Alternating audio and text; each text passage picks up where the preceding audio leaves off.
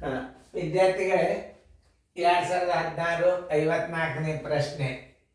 ಈ ಕೆಳಗಿನವುಗಳಲ್ಲಿ ಯಾವುದು ಸಮವಾಗಿದೆ ಅಂತ ಕೇಳ್ತಾನೆ. ಆಮೇಲೆ ಇವತ್ತನ್ನೆಲ್ಲ ಬಿಡಿಸ್ರಿ, ಯಾವುದು ಸಮ ಆಗ್ಯದ ನೋಡ್ಕೊಂಡು ಅದ್ರ ಉತ್ತರ ಹಾಕ್ರಿ. ಇದನ್ನ ಎಷ್ಟು ಕಷ್ಟಪಟ್ಟು ಮಾಡೀನಿ, ಚೆಂದಂಗೆ ಲಕ್ಷ ಕೊಟ್ಟು ನೋಡ್ರಿ. ಬಿಡಿಸ್ರಿ, ಯಾವುದು ಸಮನಾಗ್ಯದ, ಯಾವುದು ಈಕ್ವಲ್ ಆಗ್ತದಲ್ಲ ನೋಡಿ. ಈಗ ಇದು ಸಮ ಆಗ್ತದಂತ ನೋಡ್ರಿ. 10 ಗುಂಡ್ಲೆ 10 ಇದು 100 ಆಗ್ತದ. 100 ಗುಂಡ್ಲೆ 10 1000 ಆಗ್ತದ. ಅಂದ್ರೆ ಇದು ಸಮ ಆಗುದಿಲ್ಲ. ಅಂದ್ರೆ ಯಾವ್ದು ಸಮ ಆಗ್ತದ ಅದನ್ನ ನೋಡಿ ಕಂಡುಹಿಡಿದು ಉತ್ತರ ಹಾಕ್ರಿ.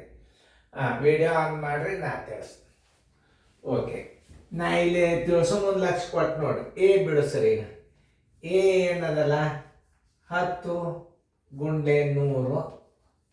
ಆಮೇಲೆ ಇನ್ನೊಂದು ಏನದ 10 ಗುಂಡ್ಲೆ 10 ಎರಡು ಭಾಗವು 10 ಅಂದ್ರೆ ಇದೇನಾಯ್ತು, 1000 ಆಯ್ತು. ಆಮೇಲೆ ಇದೇನಾಯ್ತು 100 ಆಯ್ತು. ಅಂದ್ರೆ ಸಮನಾಗಿಲ್ಲ, ಎ ಸಮನಾಗಿಲ್ಲ. ಬಿ ನೋಡ್ರಿ, 1000 ಭಾಗಿಲೆ 10 ನೋಡ್ರಿ. ಈ ಪೂಜೋತು ಈ ಪೂಜೋತು ಎಷ್ಟು ಬಂತಿದ್ರ ಉತ್ತರ 100 ಬಂತು. ಈಗ ಮುಂದಿಂದು ನೋಡ್ರಿ, 50 ಪ್ಲಸ್ 50 ಎಷ್ಟಾಯ್ತು 100. ಅಂದ್ರೆ ಎರಡನೇ ಉತ್ತರ, ಅಂದ್ರೆ ಎರಡನೇದು ಸರಿಯಾಗಿದೆ. ಎರಡನೇದು ಯಾವುದು? ಉತ್ತರ ಸಂಖ್ಯೆ ಬಿ. ಬಿ ಏನಾಗಿದೆ? ಎರಡನೇದು. ಇದು ಒಂದನೇ ಆಕೃತಿ ಸಮ ಆಗಿಲ್ಲ, ಎರಡನೇ ಆಕೃತಿ ಈಕ್ವಲ್ ಆಯ್ತು. ಉತ್ತರ ಸಂಖ್ಯೆ ಬಿ ಹಾಕಬೇಕು ನೀವು. ಈಗ ತೆಳಗಿಂದ ನೋಡ್ರಿ, ಸಿ ನೋಡ್ರಿ.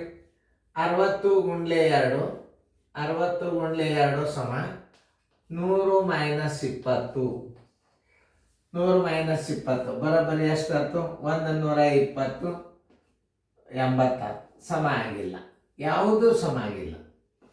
ಡಿ ನೋಡಿ, ಇದು ಒಂದೇ, ಇದು ಈಕ್ವಲ್ ಇದು. ಈಗ ಡಿ ಎಷ್ಟದ?